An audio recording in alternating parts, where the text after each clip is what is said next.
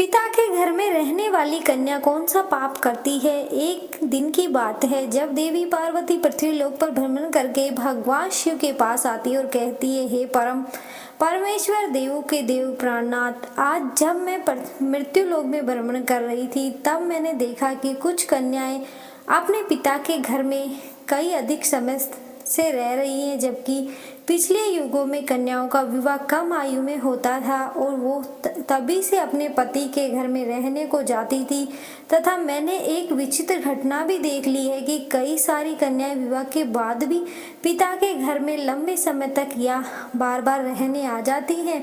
हे प्राणनाथ, मैं जानना चाहती हूँ कि क्या एक पिता के घर में कुंवारी कन्या का कई अधिक समय तक रहना सही होता है या नहीं। कौन सी आयु में कन्या का विवाह करना योग्य होता है और विवाह के बाद पिता के घर में रहने से कौन सा पाप लगता है। हे स्वामी, आप ही जगत के सत्य हैं और सत्य ही शिव है, शिव ही आदि और अंत है। कृपया कर और मेरी जिज्ञासा को शांत करें। तब भगवान शिव मुस्कुराते हुए बोले कि हे देवी पार्वती, आज आपने जो प्रश्न किए हैं वो समस्त मानव जाति के कल्याण हेतु अत्यंत महत्वपूर्ण है। आज मैं आपको इन सारे प्रश्नों के उत्तर इस एक छोटी सी घटना के माध्यम से देता हूँ। यह कथा मेरे प्रभु श्री कृष्ण के काल द्वापर युग में की है। आप इस कथा को ध्यान से सुने। जो भी प्राणी इस कथा का श्रवण या प्रसार करता है उसमें उनके मैं 100 अपराध माफ करता हूँ और मृत्यु के बाद वह प्राणी अंत काल तक मेरे साथ कैलाश में वास करता है। तब देवी पार्वती कहते हैं, स्वामी, मैं इस कथा को ध्यान से पूरा अवश्य सुनूंगी और इस कथा को प्रसार भी करूंगी। कृपया कर और इस कथा को कहिए। तब भगवान शिव कहते हैं, हे देवी पार्वती, यह 28वें द्वापर युग की घटना है। यदुकुल श्रेष्ठ वीरवर अग्रसेन के यहाँ जो घटना घटित होने वाली है उसी का मैं भूतकाल के रूप में वर्णन करूंगा। मथुर प्रदेश में मथुरा नाम की नगरी है। वह उग्रसेन नाम का यदुवंशी राजा राज करता थे। वे शत्रु विजय, संपूर्ण धर्मों के तत्व ज्ञान, प्रजा के रक्षा करने वाले और अति गुणवान राजा थे। मेधावती नामक राजा उग्रसेन धर्म पूर्वक राज्य का संचालन और प्रजा का पालन करते थे। इन्हीं दिनों परम पवित्र विदर्भ देश में सत्यकेतु नाम से प्रसिद्ध एक महापराक्रमी राजा थे। उनकी एक पुत्री थी जिसका नाम मायावती था। वह सत्य धर्म का आचरण करने वाली, अति सुंदर, गुणवान और चरित्रवान होने के कारण दूसरी लक्ष्मी के समान थी। मथुरा के राजा उग्रसेन ने उसे सुंदर नेत्रों वाली मायावती से विवाह किया। उनके स्नेह और प्रेम में मथुरा नरेश मुग्ध हो गए। मायावती को वो अपने प्राणों के समान प्यारे लगने लगे। उससे साथ लिए बिना भोजन तक नहीं करते थे। उसके साथ कीड़ा विलास में ही राजा का समय बीतने लगा। भगवान शिव कहते हैं, हे देवी पार्वती, मायावती के बिना उन्हें एक क्षण भी चैन नहीं पड़ता था। इसी प्रकार से आने वाले प्रतिदिन उन दोनों पति पत्नियों में प्रेम बढ़ने लगा। फिर कुछ समय बाद विदर्भ नरेश सत्यकेतु ने अपनी पुत्री मायावती को याद किया और उसकी माँ भी उसे ना देखने के कारण बहुत दुखी थी। फिर एक दिन उन्होंने अपनी बेटी के हालचाल जानने हेतु मथुरा नरेश उग्रसेन के पास अपने दूत भेजे। मित्रों, भगवान शिव कहते हैं, हे देवी पार्वती, दूतों ने वहां जाकर आदर पूर्वक राजा से कहा, महाराज, विदर्भ नरेश सत्यकेतु ने अपनी कन्या और इस राजसभा की महारानी के कुशल समाचार जानने हेतु हमें यहाँ भेजा है। आपको हमारा सादर प्रणाम। अगर उनका प्रेम और स्नेहपूर्ण अनुरोध का आपको स्वीकार हो तो राजकुमारी मायावती जी को उनके यहाँ भेजने की व्यवस्था कीजिए। वो अपनी पुत्री को देखना चाहते हैं। मित्रों, भगवान शिव कहते हैं, हे देवी पार्वती, राजा उग्रसेन ने जब दूतों के मुंह से ये बात सुनी तो वो भी प्रसन्न हो गए, क्योंकि वे भी चाहते थे कि रानी मायावती को आराम करने हेतु उनके पिता के यहाँ जाना चाहिए। तब उन्होंने स्नेह और उदारता के कारण अपनी पत्नी मायावती को विदर्भ राज के यहाँ भेज दिया। पति के भेजने पर मायावती बड़ी खुशी के साथ अपने मायके आ गई। वहां पहुंचकर उसने पिता के चरणों में प्रणाम किया। उसके आने से महाराज सत्यकेतु को भी बड़ी प्रसन्नता हुई। फिर भगवान शिव कहते हैं, हे देवी पार्वती, मायावती वहां अपनी सखियों के साथ मन में मुग्ध होकर घूमने लगी। पहले की ही भांति घर वन तालाब और राज्य में विवाह करने लगी, क्योंकि वो विवाह के बाद पहली बार अपने पिता के यहाँ आई थी। यहाँ आकर वह फिर से बालिका बन गई। फिर कुछ दिन बीतने के बाद वह भूल गई कि उसका विवाह हो चुका है। उसके बर्ताव में अब लज्जा या संकोच ना भाव भी ना रहा। फिर भगवान शिव कहते हैं, हे देवी पार्वती, एक दिन की बात है, रानी मायावती अपनी सखियों के साथ एक सुंदर पर्वत पर सैर करने के लिए गई। वहां एक रमणीय वन दिखाई दिया जो केलों के उद्यान से शोभा पा रहा था। उस पर भी फूलों की बहार थी। तब उस राजकुमारी ने देखा कि एक ओर ऐसा रमणीय पर्वत, दूसरी ओर सुंदर वन और बीच में स्वच्छ जल से भरा शरवतभद्र नामक तालाब है। एक छोटी बालिका की तरह वह उसकी सभी सखियों के साथ खेलने लगी। वे सभी इस संसार को भूल खेलकूद में मन में मगन होकर पूरी तरह से डूब गई। फिर वे तालाब में उतर गई और हंसती गाती हुई जल क्रीड़ा करने लगी। मित्रों, फिर भगवान शिव कहते, हे देवी पार्वती, उसी समय कुबेर का सेवक गोभुल नाम का एक वैद्य दिव्य विमान पर बैठकर आकाश मार्ग से कहीं जा रहा था। तब उसी समय तालाब के ऊपर आने पर उसकी दृष्टि मनमोहक सुंदर विद्रभ की राजकुमारी मायावती पर पड़ी, जो निर्भय होकर स्नान कर रही थी। गोभिल के पास दैवीय शक्ति होने के कारण उसने निश्चित रूप से जान लिया कि यह विद्रभ नरेश की कन्या है और राजा उग्रसेन की प्यारी पत्नी है। तब वह मन में कहने लगे कि यह तो पतिव्रता होने के कारण आत्मबल से भी सुरक्षित है। किसी भी पुरुष के लिए इसे प्राप्त करना सत्य कठिन है। उग्रसेन अत्यंत महामूर्ख है जो उनके ऐसी सुंदर पत्नी को मायके भेज दिया है। आहा, यह पतिव्रता नारी पराये पुरुषों के लिए दुर्लभ है।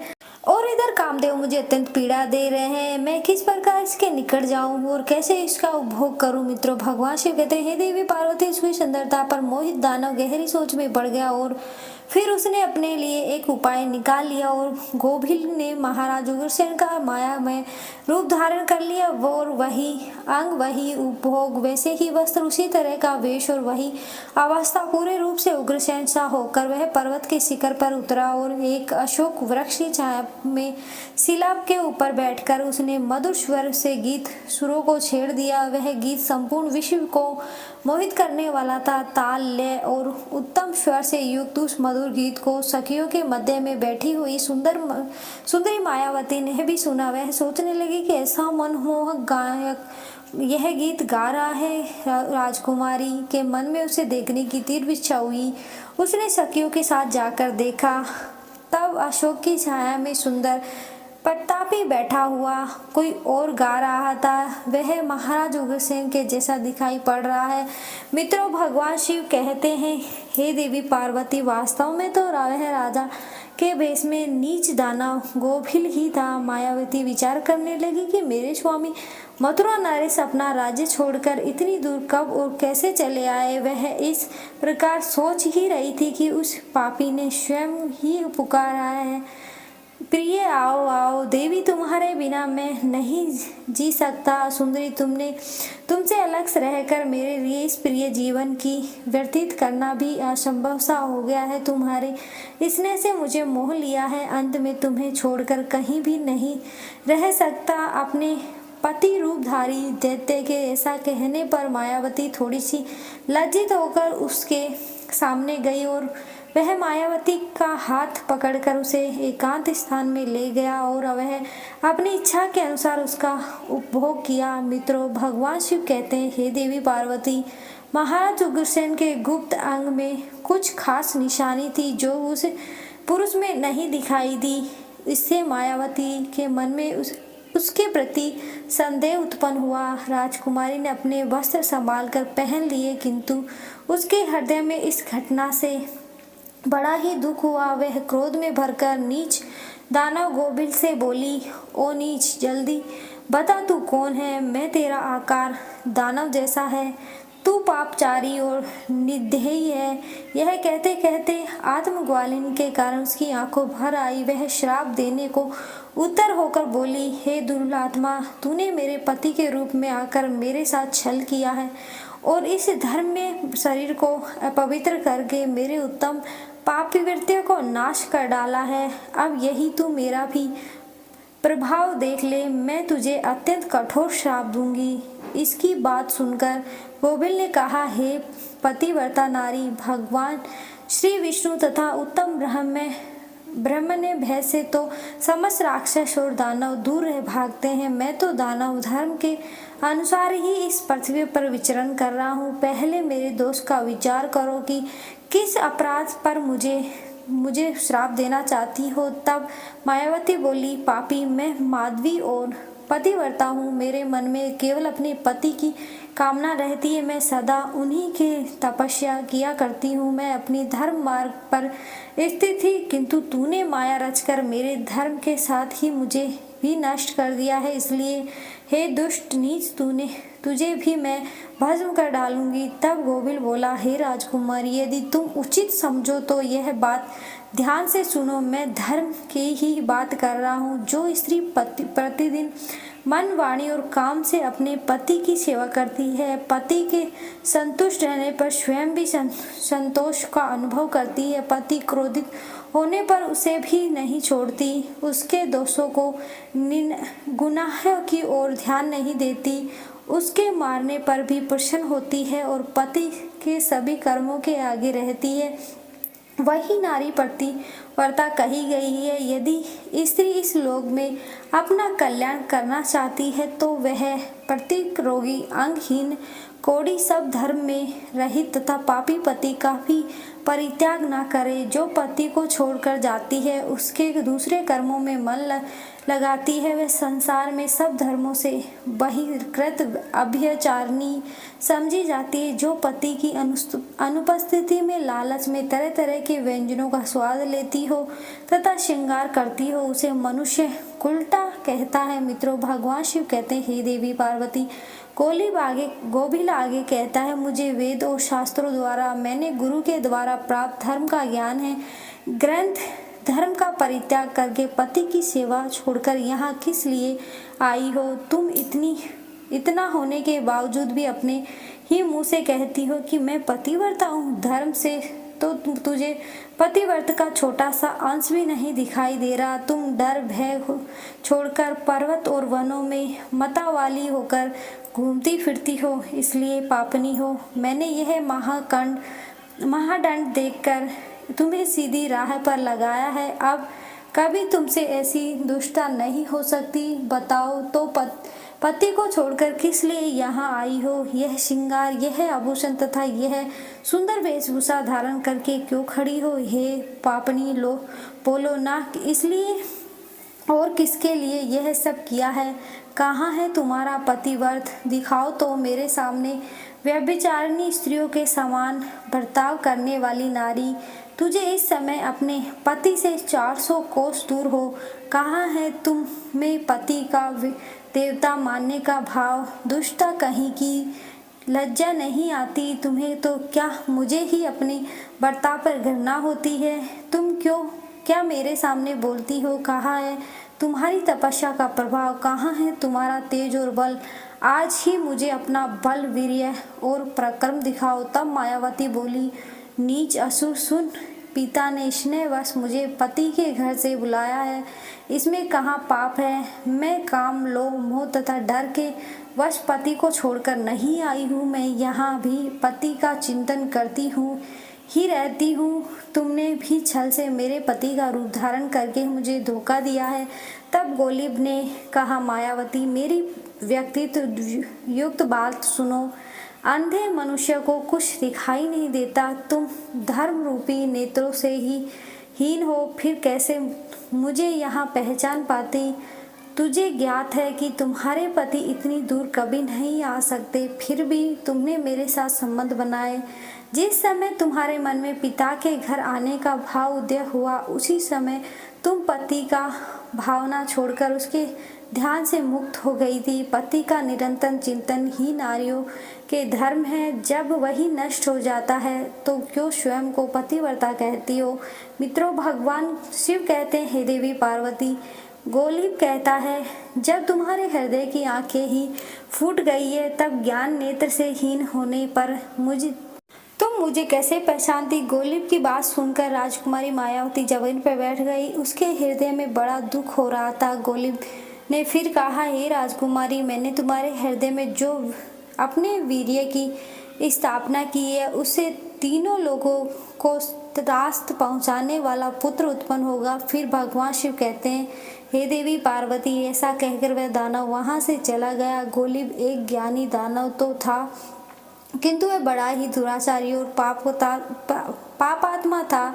उसके चले जाने पर मायावती अत्यंत दुखी होकर रोने लगी, जिससे रोने की आवाज़ सुनकर सखिया उसके पास दौड़ी आई और पूछने लगी, राजकुमारी, आप रोती क्यों हो? मथुरा नरेश महाराज उग्रसेन कहाँ गए?